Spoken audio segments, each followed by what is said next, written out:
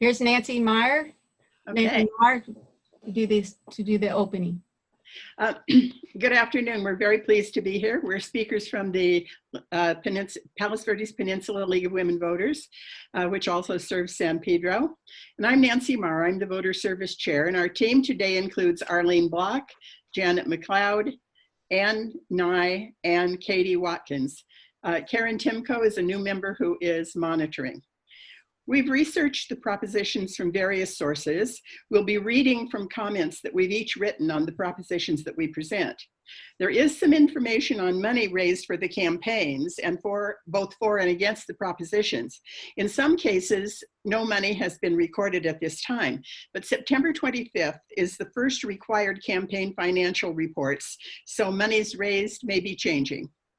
If we can't answer a question that is posed to us, we will research it and send an answer back to your group.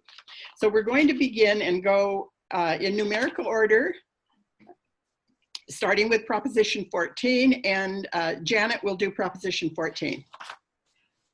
Make sure you unmute yourself, Janet. Yes, I have unmuted. Can everyone hear me? Yes. Okay. I'll go ahead. Proposition 14 extends funding for stem cell research. For 3 decades, stem cell research has been at the forefront of the biomedical field. Stem cells have been used for sickle cell disease, corneal transplants, cancer treatments, spinal cord injuries, strokes, Alzheimer's diseases, Parkinson's disease, and bone marrow transplants. The state of California is the world leader in stem cell research, with a total of 136 trials going on. Second in line is Iran with 65. A yes vote on this measure means that the state of California could sell $5.5 billion in general obligation bonds, primarily for stem cell research and the development of medical treatments in California.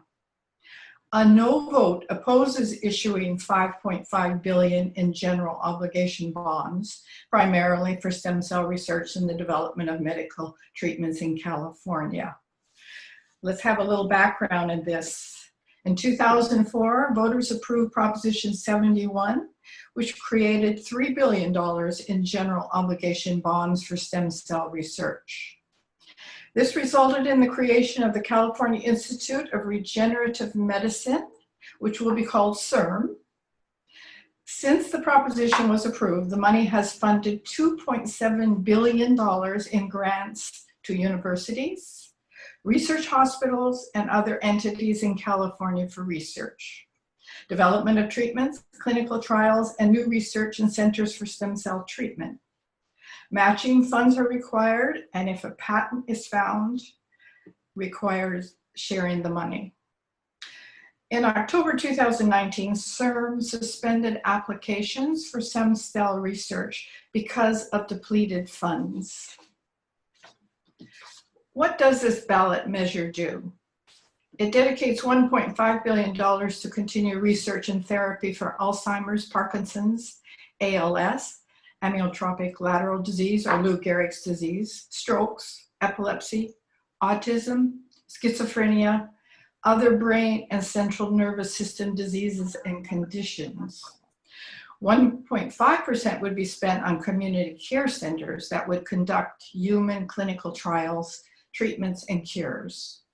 0.5% would be spent on state-funded facilities dedicated to research on human embryonic stem cells. This measure would also increase the number of members, the Independent Oversight Committee, referred to as ICOC, which governs the CIRM, enlarging the size of the group from 29 to 35, and creating a 4th working group with a focus on improving access to treatments and cures. This measure would limit the total operation cost to 7.5% of bond funding. And it would cap the number of full-time CIRM employees at 70, plus an additional 15 dedicated to improving access to therapies and treatments. It would expand programs for promotion of stem cell and other medical research, therapy development and delivery, and student and physician training and fellowships. So what would be the physical impact?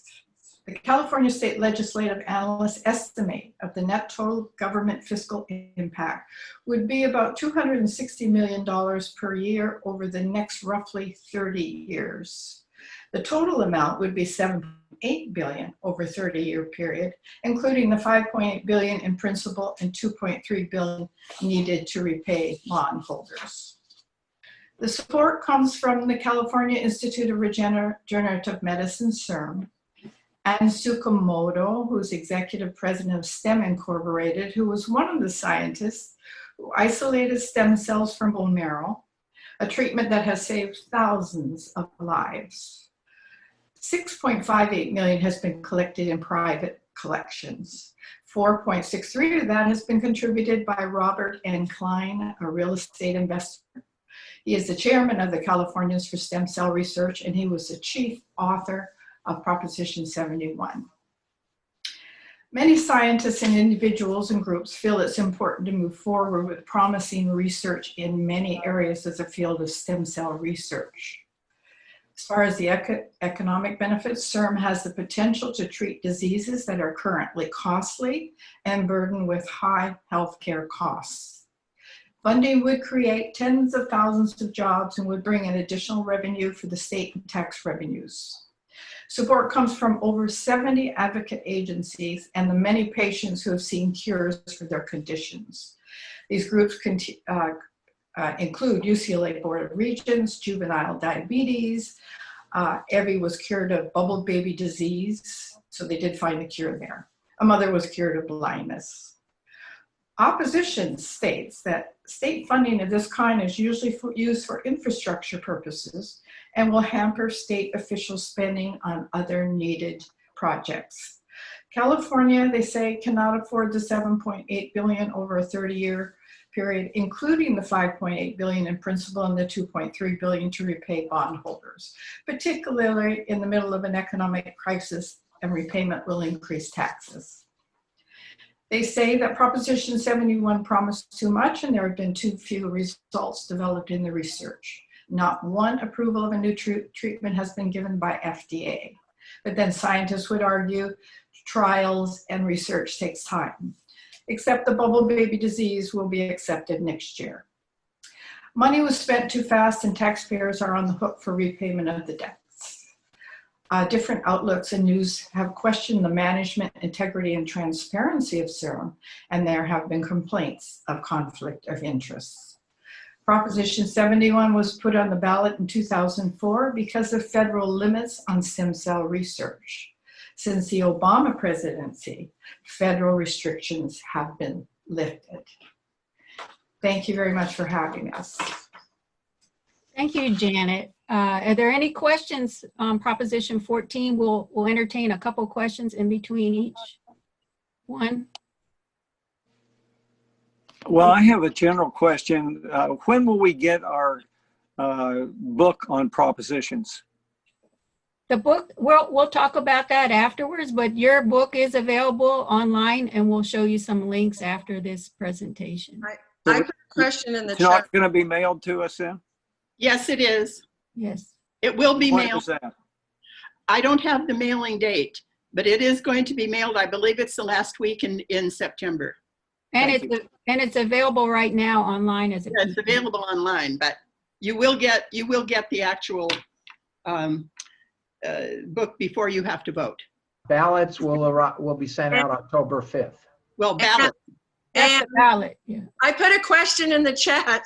I'm getting very, I'm sorry, but since I'm sharing my screen, I'm not seeing the chat. So if Carol can say, I can just repeat it. or you can just say it for sure. Okay. Thank you, Connie. So my question is, in 2004, the Bush administration wasn't funding stem cell research, but I don't think that's the case today. And I'm wondering, so it seemed necessary in 2004 for us to do this, but I'm not so sure it's as necessary today. Can anybody speak to that? I can speak to that. Janet, is that okay if I do it? Yes, go ahead. Okay. The federal government spends $1.5 billion on stem cell research, but most of it goes to non-human embryonic stem cell research. They only spend $172,000 on human embryonic research. So the stem cell research that we're doing in California is on human embryonic research. And it is limited also. Thank you. Okay, so we're going to move on to Proposition 15. There was one other question. I don't know if you I cannot see. at what interest rates would these bonds be offered?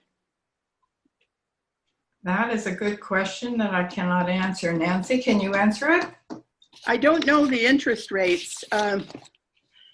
They will, no, but we'll look that up. We will. Okay. Thank you. Mhm. Nancy, you want to introduce Prop 15? Okay, this is 15 and Arlene is going to do that. Okay, this one is an initiative constitutional amendment. Can you hear me? Yes. Yes. Okay. And it's called the Tax on Commercial and Industrial Properties for Education and Local Government Funding Initiative. It's really reforming the property tax system. So what does this measure actually do? It would amend the state constitution to require commercial and industrial properties, except those owned as commercial agriculture, to be taxed based on their market value. Residential properties would continue to be taxed on their purchase price. This would be called a split roll. The changes would be phased in over a 4-year period or longer. And properties such as retail centers, whose occupants are 50% or more small businesses, would be the last to be phased in beginning in fiscal year 2025 or 6 or even later. The ballot initiative makes an exception for properties whose business owners have $3 million or less in holdings in California and less than 50 employees. These small businesses would continue to be taxed based on their purchase price when they change hands. The initiative would exempt the small businesses' tangible personal property from taxes. Large businesses can exclude $500,000 for tangible personal property. Prop 15 would create a process in the state constitution for distributing the revenue from the revised taxes to specific areas rather than to the state's general fund. The monies would first go to the state to supplement decreased revenue from the state personal income tax and corporation tax. Those taxes would go down if this property tax on commercial and industrial properties is passed. The monies would also go to counties for the cost of implementing this measure. 60% of the remaining funds would be distributed to local governments and special districts. 40% would be distributed to local school districts and community colleges. There would also be a requirement that schools and colleges receive a minimum of $100 per full-time student from this revenue source, with no reduction on monies that schools already receive from other sources. A little background. I'm sure you all remember that in 1978, Californians approved Proposition 13, which required that residential, commercial, and industrial properties are taxed based on their purchase price. The tax is limited to no more than 1% of the purchase price, with an annual adjustment equal to the rate of inflation or 2%, whichever is greater, is lower. However, California market values tend to increase faster than 2% a year, meaning that the taxable value of commercial and industrial properties is often lower than the market value. Houses and condos can turn over every few years and be reassessed, but many large commercial properties occupy their land for decades, such as Disney and Wells Fargo, which means that their property has not been reassessed in some cases since Prop 13 passed 42 years ago. One of the results of Prop 13 was reduced revenue to local governments and school districts. Many school districts received a much smaller share of this money than previously. Counties and cities instituted taxes on sales, utilities, and hotels in an attempt to replace property tax revenue.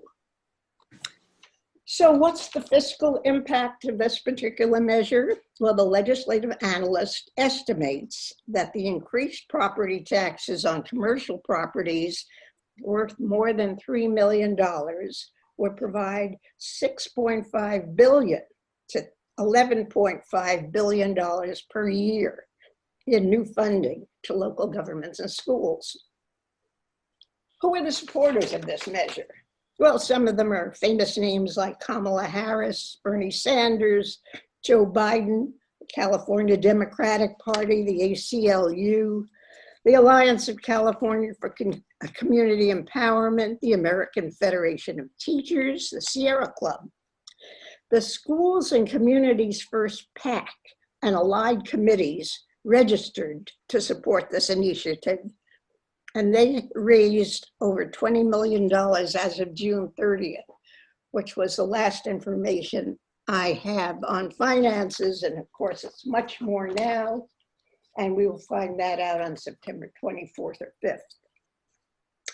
6 million of the 20 million came from the California Teachers Association PAC. So what did the supporters say? They say that Prop 15 provides billions in new revenue for our communities and schools, that 10% of the wealthiest businesses in the state will provide more than 90% of the revenue.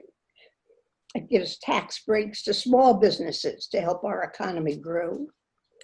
And it keeps Prop 13's protection for homeowners, renters, and farms. Who are the opponents of the measure? Well, there is the California Business Roundtable, the California Taxpayers Association, Vornado Realty, American Legion, California Small Business Association, and the California Restaurants Association. They've raised over $5 million as of June 30th. And again, check for the updates because they've been spending, both sides have been spending a lot of money on ads. The opponents say that Prop 15 would trigger the largest property tax increases in California's history, that additional costs will ultimately raise prices for consumers. It will make it harder for people to start more small businesses and will require huge costs to administer. And it would result in property taxes on farming and higher food costs. So the question that this measure asks, should the California Constitution be amended so that most commercial and industrial property is assessed on a regular basis using fair market value, including property equipment, when the property is sold? Now, a yes vote means that you support the split roll provisions of Prop 15, and a no vote means you want things to stay as they are, and you don't want to change the method of assessing taxes on large commercial and industrial businesses. Any questions? This one is a doozy, and it's really well worth reading the information you get really carefully. Can you go over again for me the exemptions or the employees and the $3 million business property? For the small businesses? Yes, please. Okay, $3 million or less in holdings in California and less than 50 employees. Oh, That's not the 100? definition of the small business. And they will not be affected by this tax. I thought it was 100 employees. It's 50? 50. Okay, thank you. Arlene, you might want to say when it goes into effect. Well, some parts of it would go into effect immediately on passage, but in essence, they can drag it out for at least 4 years to 2020, 25 to 26 or later. So there's going to be a lot of work done. A lot of new assessors have to be hired for this if it passes. And it's going to be an expensive outlay for the government. So we heard the county assessor, Jeffrey Prang, a good Democrat, speak on this at the Beach Cities Democrats, and I know we've got some other people from that club who are on this, and maybe they'll chime in, but he is really not for this. And he was saying, you know, the big example of Disneyland hasn't been reassessed in all these years isn't true. It's that just like when we own a house and we make an improvement, the assessor gets to reassess. Disneyland has made lots of improvements since 1978, and they have gotten reassessed every time. He says it's not going to bring in the amount of money that people think. And like Arlene said, it's going to inundate his office, and he's not really going to be able to do the assessments quickly enough to increase the revenues. He was really not for this. But anyway, that gave me pause. Just want to say that. May I just speak to that? They're reassessed for the improvement, but not the entire property. So yes, they're reassessed, but only on the improvement. And when the property itself, the land value, is what is the biggest, what is the most valuable in California, that does not get reassessed right now. Anyway, I'm just throwing that out. And then there was a question on chat saying, will apartment house and rental houses taxes be increased? No. Well, of course, that's up to the landlord. This measure is not increasing their the rental tax in any way. But what the landlord may choose to do, if he owns lots and lots of buildings, and he's not a small business, he will be facing increased taxes. But it does not increase taxes on residential properties, whether they're multiple family units or single family.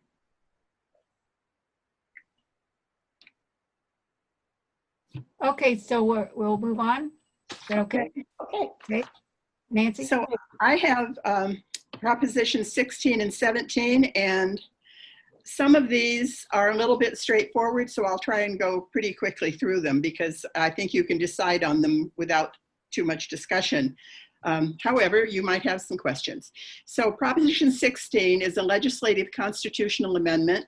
The measure would specifically allow diversity to be a consideration in public education, public employment, and public contracting. In 1996, voters approved Proposition 209, which added a section to the state constitution that says that the state cannot discriminate against or grant preferential treatment to persons on the basis of race, sex, color, ethnicity, or national origin in public education, public employment, and public contracting.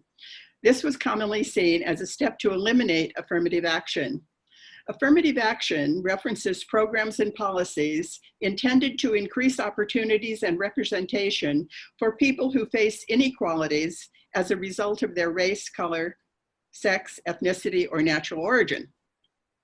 A UC Berkeley study, which was released this August, shows that Proposition 209 impacted minority students significantly. Proposition 16 effectively repeals Proposition 209, allowing affirmative action in specified public decisions. This measure amends the state constitution to permit the consideration of race, sex, color, ethnicity, and national origin as factors in making decisions for public education, public employment, and public contracting. This enables public agencies to expand their policies and programs while continuing to provide equal protection and to adhere to federal and state laws. The legislative analyst does not estimate any immediate fiscal effect. Their supporters, and in each case, we can't list all of the supporters, we just list some. American Legal Defense Education Fund, the California Teachers Association, and the Martin Luther King Jr. Center. And the supporters say, minorities continue to be underrepresented in higher education, public contracts, and public employment. Everyone needs an equal opportunity to succeed. This does not mandate a quota system. Opponents, the American Freedom Alliance, American Civil Rights Institute, and Californians for Equal Rights, run by Ward Connerly, who wrote Proposition 209 in the first place. Opponents say, we don't need to favor one race over another in government jobs, promotions, and layoffs. That prohibiting preferential treatment is fundamental to the American creed, and that this will divide us when we need to be united. Campaign contributions so far are 3.2 million in support and 132,000 in opposition. And as we said, it may change. A yes vote means that you want to amend the state constitution to allow state and local agencies to consider race, sex, color, ethnicity, and national origin in public education, public employment, and public contracting. A no vote means that you want to maintain the current ban on these items and in public education, public employment, and public contracting. Okay? Going forward, no questions. It isn't a complicated issue. Yes, I have one thing I wanted to say, which is I think it is a great benefit to white students in our colleges and universities because they get to go to school with a diverse population, and therefore they're more prepared to work in the diverse global economy. So it's a benefit to whites students as well, of course, to minorities. Thank you. Okay, Proposition 17, Voting Rights Restoration for Persons on Parole, Initiative Constitutional Amendment. This measure allows people on parole for felony convictions to vote. In California, people convicted of felonies must complete their prison term and the parole sentence to be eligible to register and vote. Parole is a part of sentencing and begins upon release from prison and continues for a designated amount of time until the full sentence is completed. The goal for parolees is to successfully and lawfully re-enter society. A survey has estimated that the ban on voting for parolees impacts about 50,000 Californians, and I've seen 60,000 in some of the research material. 19 other states allow parolees to vote. Proposition 17 would amend the state constitution to allow people on parole to register, to vote, and then vote.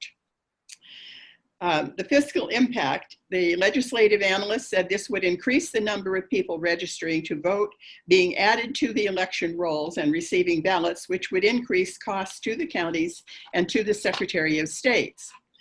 The LAO Legislative Analyst's Office estimates ongoing costs to the counties to be in the hundreds of thousands of dollars, and another estimate in the hundreds of thousands of dollars is for one-time state costs. The supporters are the Californians for Safety and Justice, the ACLU, American Probation and Parole Association. They say that restoring voting rights helps ex-prisoners re-enter society and have a stake in their community, and that civic engagement is connected to lower rates of recidivism. Parolees pay taxes and should have the right to vote.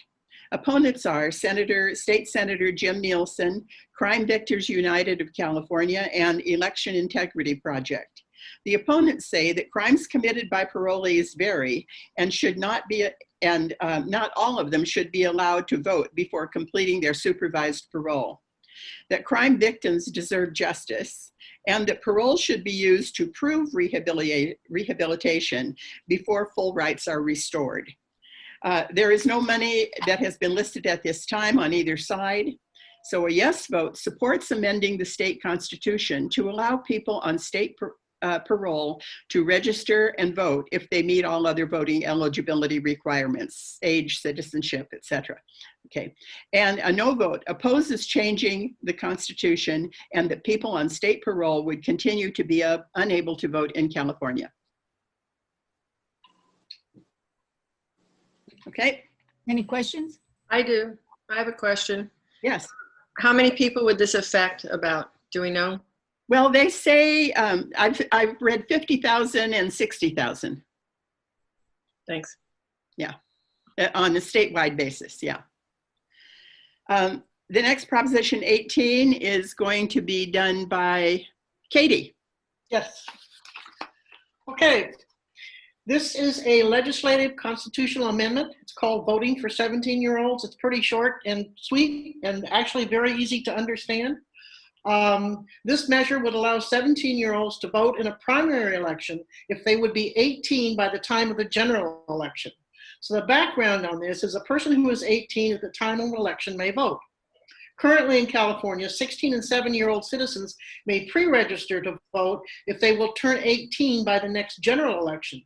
Then when they turn 18, they are then automatically fully registered. About 108,000 16 and 17-year-olds are pre-registered. Voter turnout among young voters is very low.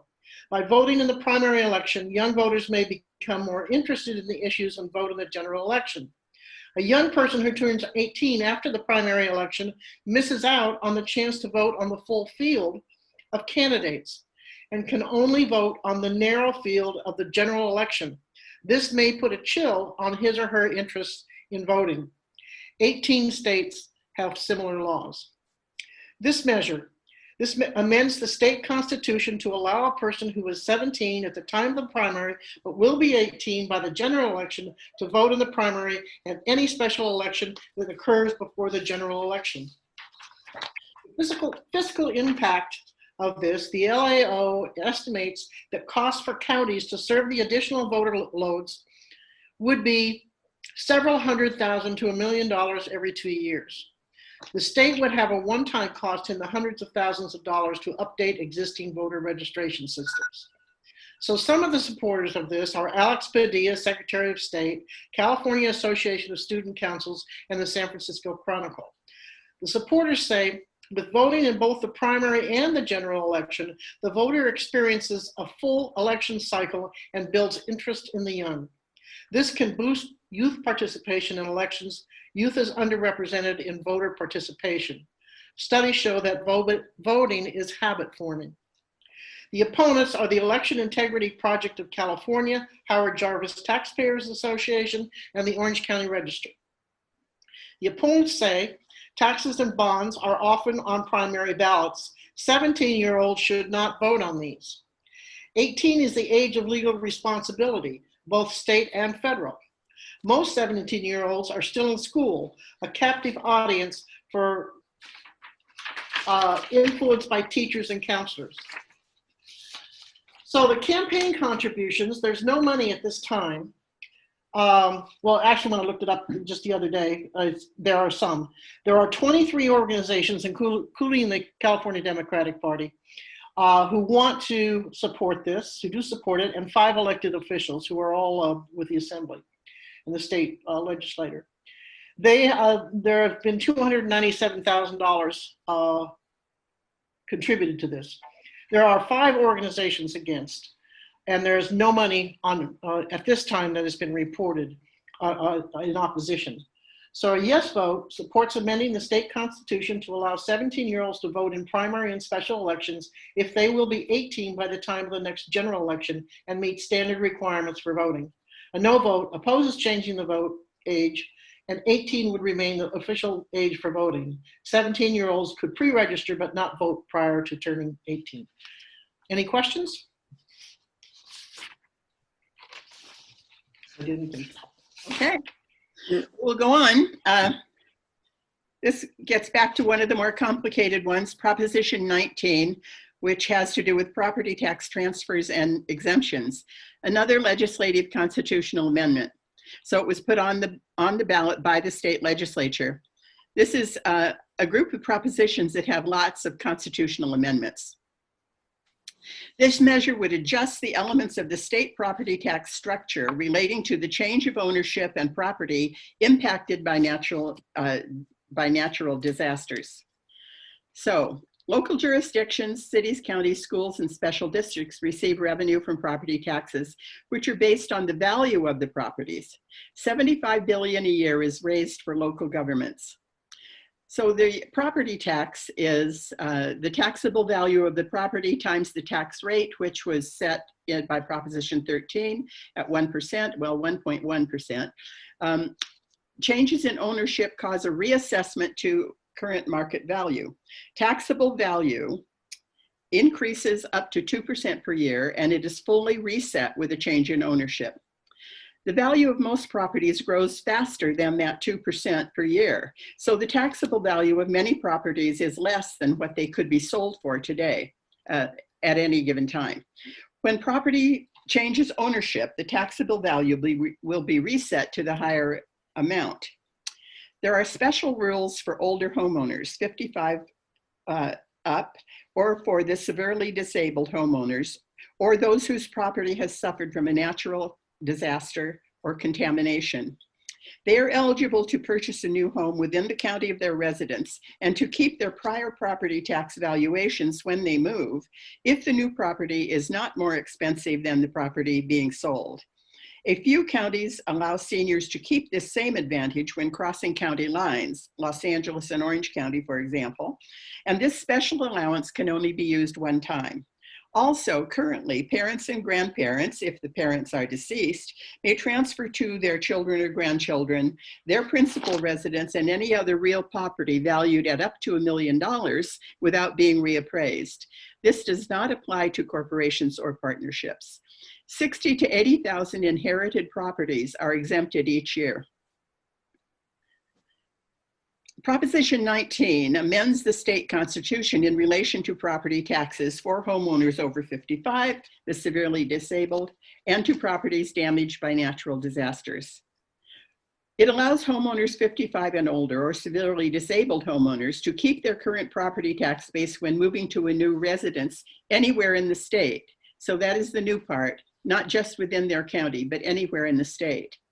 The replacement home could be more expensive, and that's new, than the home sold, with an upward adjustment of the property taxes from the amount paid for the home that was sold, but not up to the tax rate for the full purchase price. So they would still be getting a tax break, but the tax break wouldn't be quite as good if they're going to a more expensive home. Prop 19 increases the number of times this portability rule could be used from 1, which is current, up to 3 times. Family property transfers were impacted as well, or changed as well.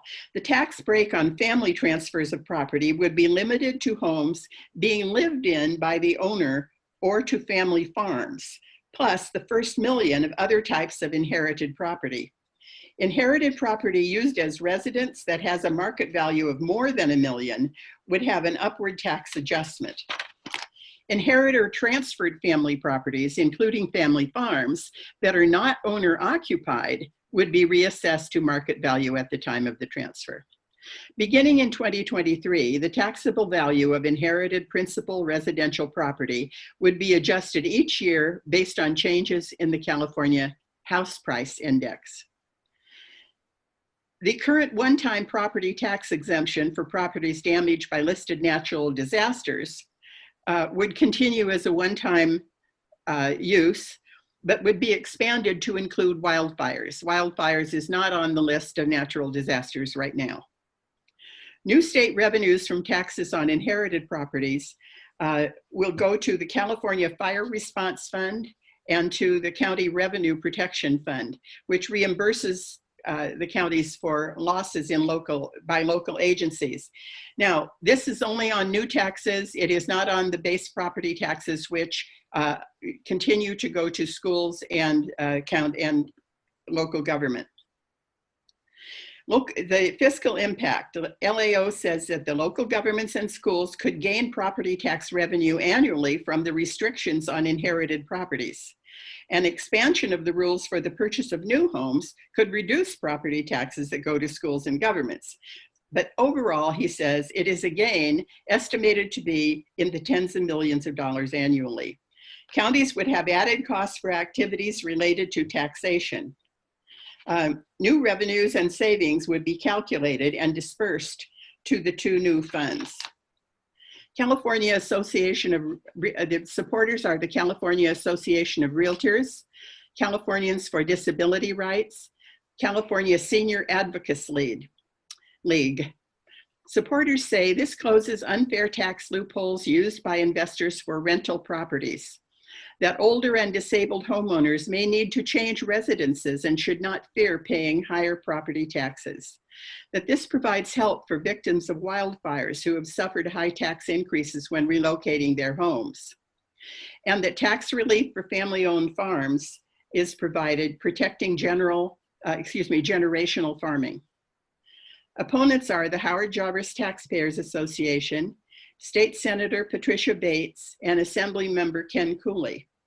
Opponents say this would repeal property tax protections that were approved by the voters, and that this removes a tool parents have to help their children, and that children with inherited property over 1 million may be forced to sell just to meet the new tax obligation, and that voters rejected a similar measure in 2018.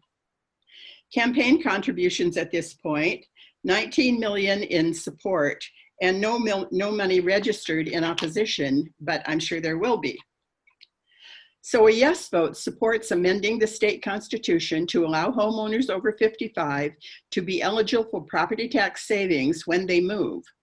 Only inherited properties used as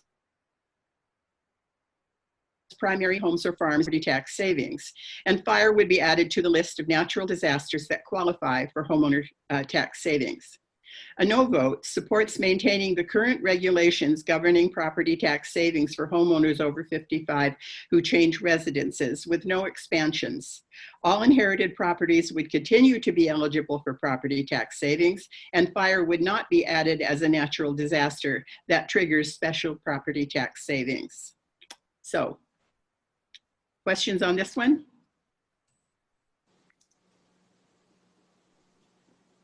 Okay.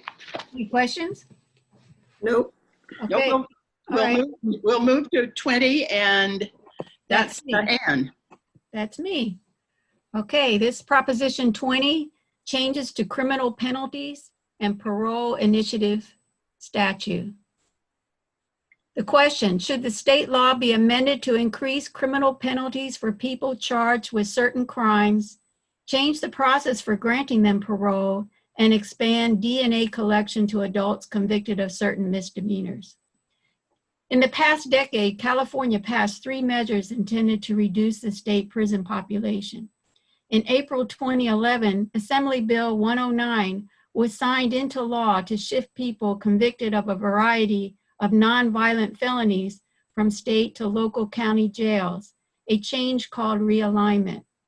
In November 2014, voters approved Proposition 47 to reduce penalties for certain theft-related crimes from felonies to what's called wobblers, crimes chargeable as felonies or misdemeanors. Which version of wobbler used depends on past criminal activity and other factors. In November 2016, voters approved Proposition 57, which changed the state constitution to make prison inmates convicted of nonviolent felonies eligible to be considered for release after serving the term for their primary crimes. Some call this early parole or early release on parole. This measure, Prop 20, would change Proposition 47 to make specific types of grand theft, shoplifting, and fraud, no matter the value of the stolen or fraudulent items, chargeable as wobblers, potentially felonies rather than misdemeanors. Oops, sorry about that. These changes would affect crimes like firearm theft, theft from an elder, identity theft, and unauthorized use of a vehicle. The ballot initiative also creates 2 new theft crimes. One is called serial theft for persons with 2 or more past convictions of certain theft-related crimes who is found guilty of shoplifting or petty theft of property worth more than $250. The other new crime is called organized retail theft for any person acting with others who commits petty theft or shoplifting 2 or more times within 180 days. This proposition would also change Proposition 57 release consideration process and create a list of criteria for the Board of Parole hearings to use in considering whether to grant parole to an inmate convicted of a nonviolent crime. It would expand the list of crimes classified as violent crimes in order to exclude those crimes from the provisions of Prop 57. And Prop 20 expands DNA collection from adults convicted of certain misdemeanors as redefined by Prop 47, such as shoplifting, forging checks, and certain domestic violence crimes. So what is the fiscal impact? Precise costs are difficult to estimate, but because it would result in an increase in the prison population and change the way post-release supervision is handled, Prop 20 costs are likely to increase in the tens of millions of dollars annually. Increased DNA collection would likely result in a few $1,000,000 annual increase. Supporters have raised $3.1 million funding this campaign, including California Correctional Peace Officers Association Truth in American Government Fund contributed $2 million. And both the Association of Los Angeles Deputy Sheriffs and Los Angeles Police Protection League both contributed $200,000. Other supporters include Assembly Member Jim Cooper, who sponsored this proposition. He's a Democrat, and Assembly Member Vince Fong, who is a Republican. The Orange County Board of Supervisors supports this, and also Albertson Safeway, which seemed curious until I read about it in today's LA Times, where the grocery stores are trying to change how shoplifting is handled. The supporters say Prop 20 will cure serious flaws in the earlier propositions by reclassifying crimes like rape of an unconscious person, human trafficking, and domestic violence as violent crimes to prevent their early release on parole. It creates new classifications of theft to better protect the public. The opponents have raised $3.1 million funding this campaign. The Chan Zuckerberg Initiative contributed $1.25 million. Patty Quillen, who's the wife of Netflix co-founder Reed Hastings, contributed $750,000. And Harris Stacy Schusterman from Oklahoma contributed $500,000. Other opponents include former Governor Jerry Brown, the Center on Juvenile Criminal Justice, Bakersfield and Orange County Register editorial boards, the California Democratic Party, the League of Women Voters, California Teachers Association, ACLU of California, among others. The opponents say Prop 20 takes us backwards and reverses the progress made to reduce wasteful prison spending. Rehabilitating people before prison release is the most effective way to improve public safety. Prop 20 means that theft over $250 could be charged as a felony. Prop 20 would repeal the progress we've made and take us backwards toward the failed, wasteful, and unjust policies of the past. Any questions?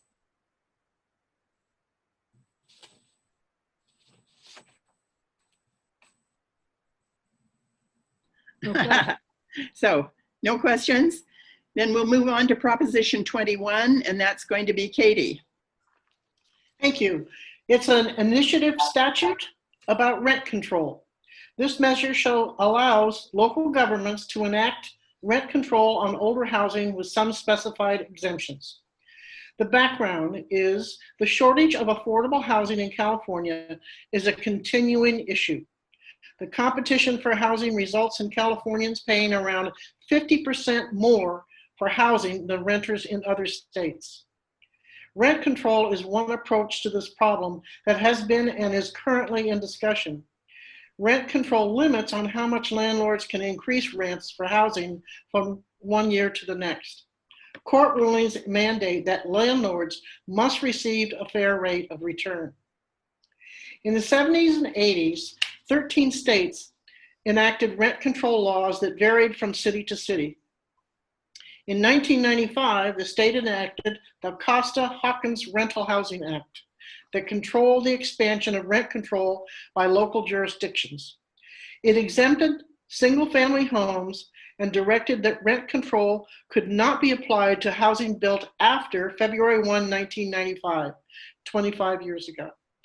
Also, landlords cannot be told what they can charge a new renter moving in. Additional state law restricts annual rent increases to a maximum of 5% plus inflation or 10%, whichever is lower. This applies to most housing more than 15 years old. This law sunsets in 2030. In 2018, voters rejected Prop 10, a measure to allow cities and counties to establish their own rent control ordinances. Following that defeat, the governor signed a law establishing statewide caps on rent hikes. This measure, Los Angeles activist Michael Weinstein, author of the 2018 initiative, has produced this new initiative. It would supersede any local rent controls rules. Prop 21 amends current law to allow cities and counties to apply rent control to most housing that is more than 15 years old, with the exception of some single-family homes. Owners of 1 or 2 properties are exempt. It allows local government to impose limits on rent increases when a new renter moves in. If that restriction is in place, a landlord must be allowed to increase rents by up to 15% for the first 3 years that a tenant is renting the property. Local limits on annual rent control increases would differ from current statewide limits. Landlords are guaranteed their right to a fair financial return. Real estate interests and apartment owners are opposing. The fiscal impact is state and local revenues would be reduced over time by tens of millions of dollars, a decrease in property taxes due to lower valuations, an increase in sales tax if renters who pay less in rent buy goods, changes up and down in landlords' income tax. The supporters are the AIDS Healthcare Foundation, Dolores Huerta Foundation, and the SEIU. Supporters say this will help reduce homelessness. This keeps families, seniors, and veterans in their homes. This will increase the supply of affordable housing. The opponents are the American Legion California, AMVETS California, and the California Council for Affordable Housing. Opponents say this will make California's housing crisis worse with less available and less affordable housing. Does reduce rents to provide protection for renters, seniors, veterans, or the disabled. This was rejected by the voters in 2018. On campaign contributions, there's up to what we know now, there's 16.6 million for it. And of that 16.6 million, the AIDS Healthcare Foundation contributed 14.6 million. The opposition is 16.2 million, so you can see they're very close. The Essex Property Trust contributed 4.7 million. So a yes vote means that cities and counties would be able to impose rent controls on more properties than allowed under current law. And a no vote means that rent control limits would remain as currently in place. Any questions? Did you say that owners of 1 or 2 properties are exempt from the mandate? Yes.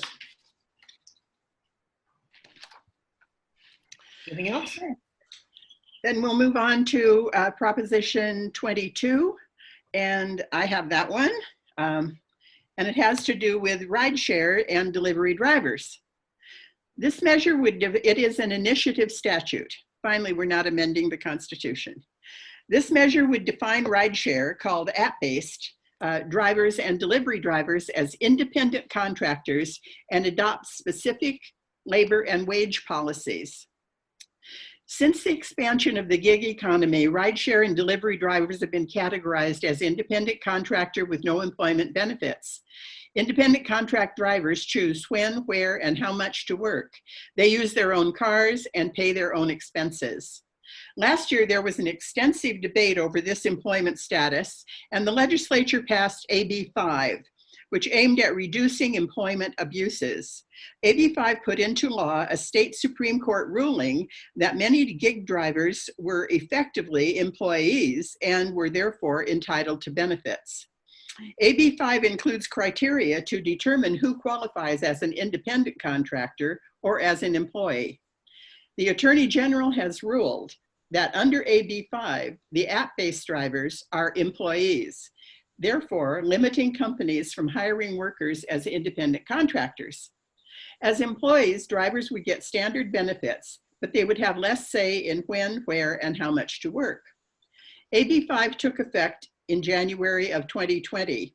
The app-based companies disagree that AB 5 applies to them, and some of them have ignored it.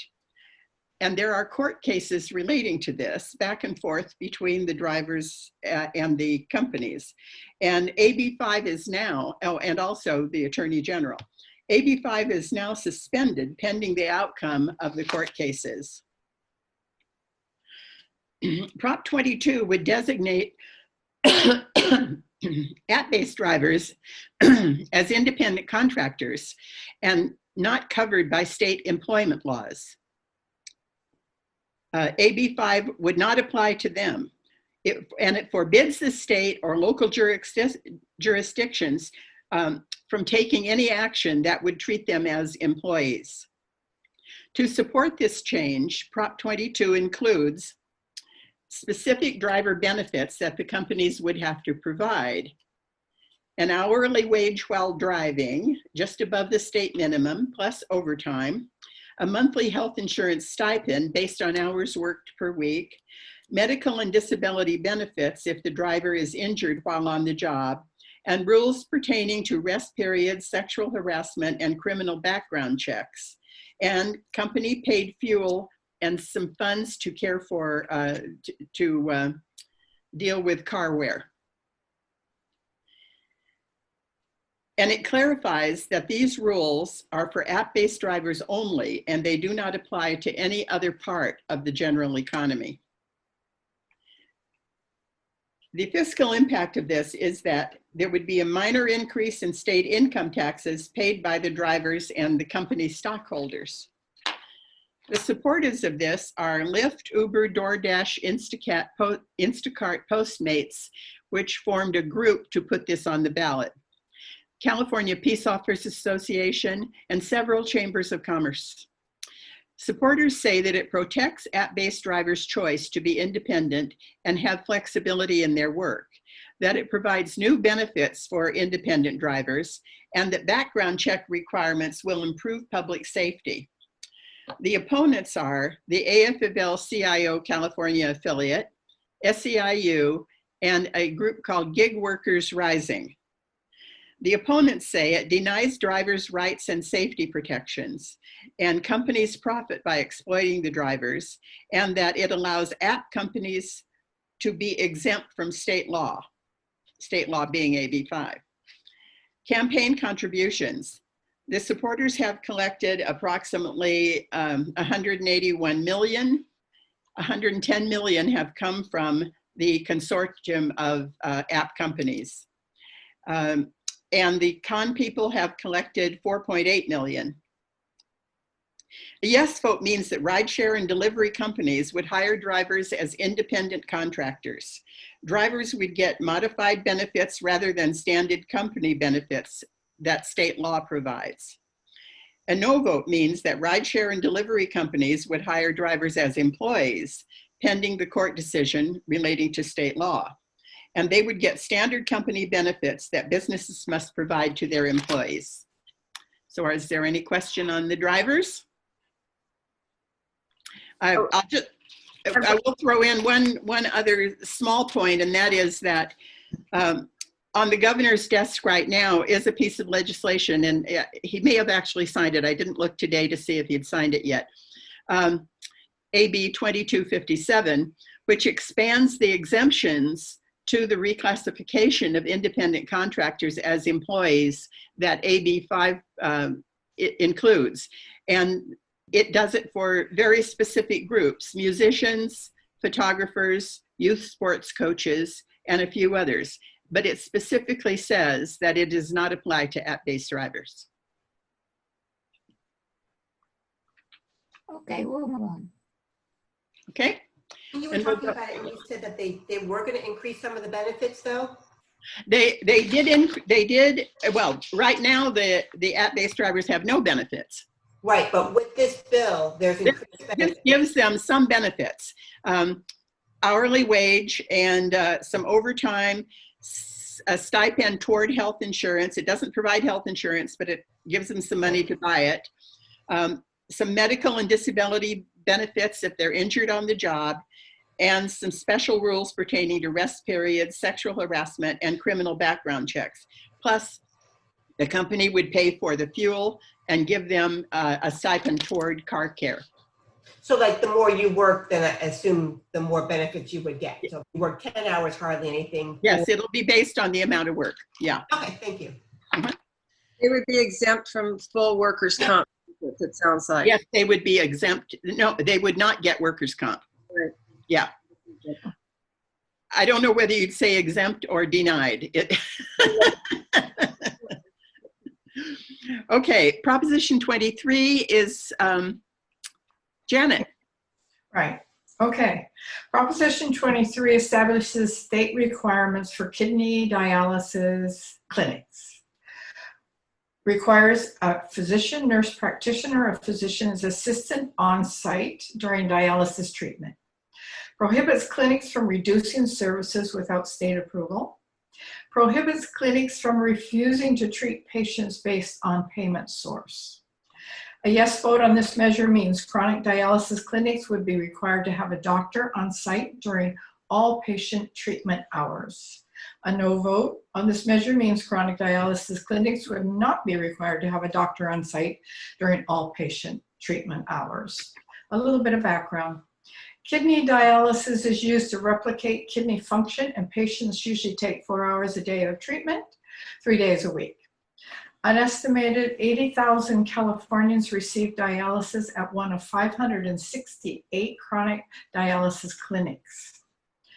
72% of the clinics in the state of California are owned and operated by two private companies, DaVita and Fresenius Medical Care, earning an estimated $3 billion annually. In 2018, Proposition 8 also campaigned for Californians for kidney dialysis patient protection with different requirements. Proposition 8 was defeated by a vote of 60 to 40%. Proposition 8 was the most expensive in 2018, with the opposition raising $130 million, paid mostly by DaVita and Fresenius Medical Care. Proposition 8 reflected a conflict between the union and the state's two largest dialysis businesses. The SEIU-UHW, which is the Healthcare Workers Union, raised almost $19 million in support, along with the Democratic Party and the labor union healthcare workers who have been trying to unionize since 2016.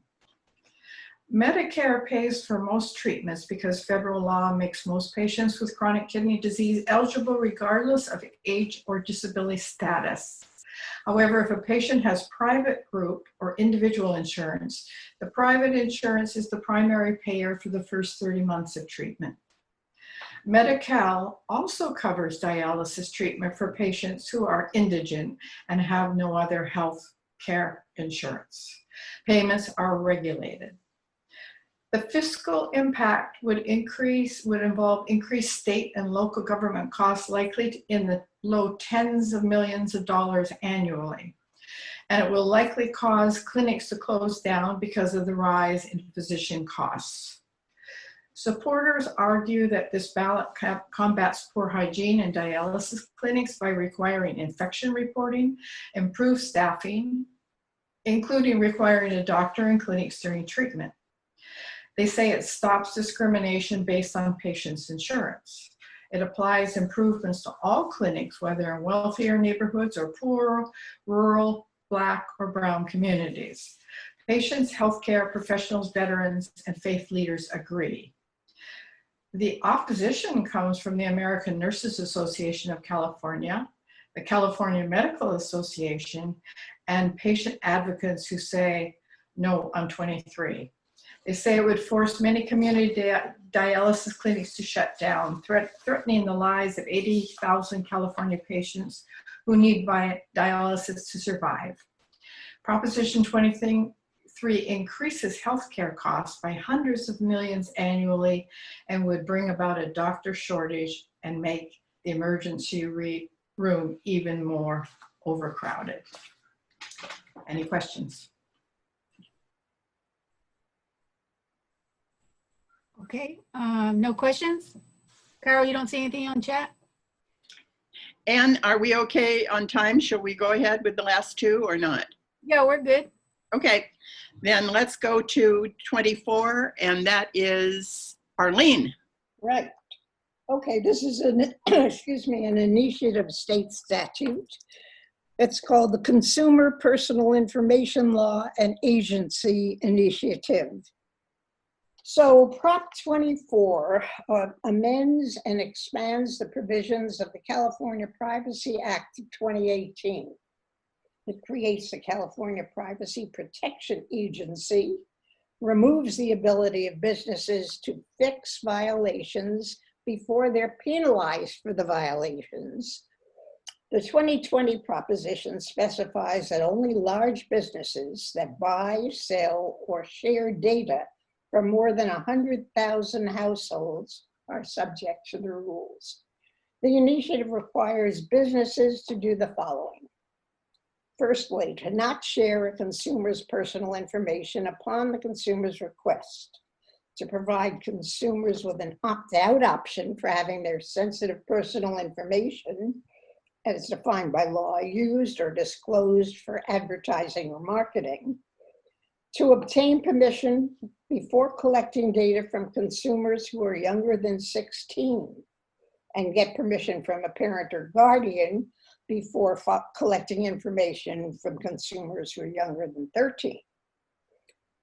And to correct a consumer's inaccurate personal information upon request. And finally, it creates a new agency which would take over some of the enforcement functions from the Department of Justice. So a little background. In 2018, the legislature passed the Consumer Privacy Act, which provided information to consumers about the data companies were collecting on them. The 2018 Act gave consumers the right to learn what information a business has and to delete their personal information, to stop businesses from selling their information, including using the information to target those ads that follow them as they browse the internet, and to hold businesses accountable if they do not take reasonable steps to safeguard personal information. Alistair McTaggart, a real estate developer, withdrew a similar initiative in 2018 since the legislators were busily passing this one. But now in Prop 24, McTaggart wants to add additional rights for consumers. The fiscal effect of Prop 24 would provide about $10 million annually from the state's general fund to finance a new agency. Fines from new violations may offset some of these costs, so the effect on local government budgets is unclear. Well, what do the supporters say? They say that it would prevent businesses from using or sharing sensitive data about your health, finances, race, ethnicity, and precise location. It would strengthen existing protections by establishing a new California Privacy Protection Agency with $10 million a year operating budget. And as an initiative, it is less vulnerable to watering down through the pressure lobbyists put on legislators. The supporters are Alistair McTaggart, and he raised almost the entire $5 million for the PAC in support. Also, the PAC is the Californians for Consumer Privacy. The opponents say that Prop 24 still gives too much power to tech companies to use our data. It puts the burden on consumers to opt out, one by one, on countless intrusive data collection practices. and that Prop 24 would allow employers to keep gathering data about things like employees' pregnancies, religion, or political activism.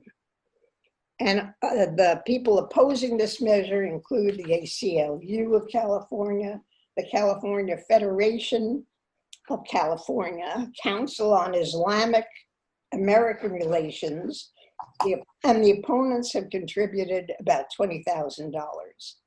Again, these amounts have probably gone up since we got this information.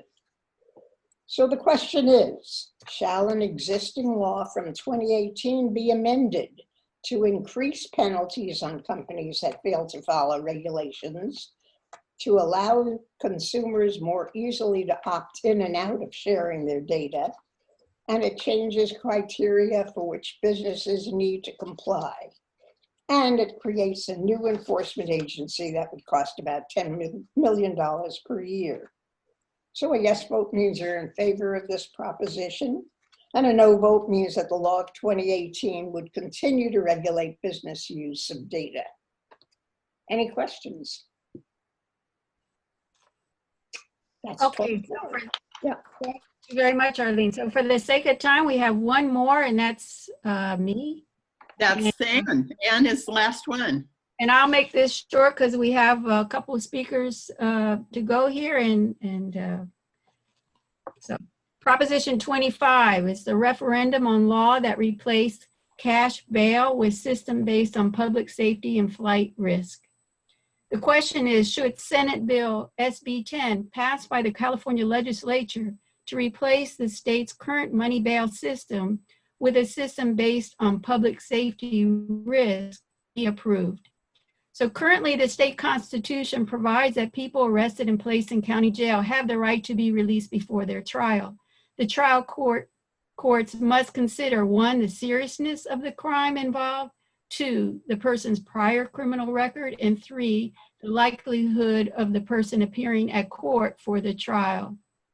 In some instances, a person can be released from jail before trial just on his or her promise to appear at the trial. In other instances, the person must provide a financial guarantee that they'll appear.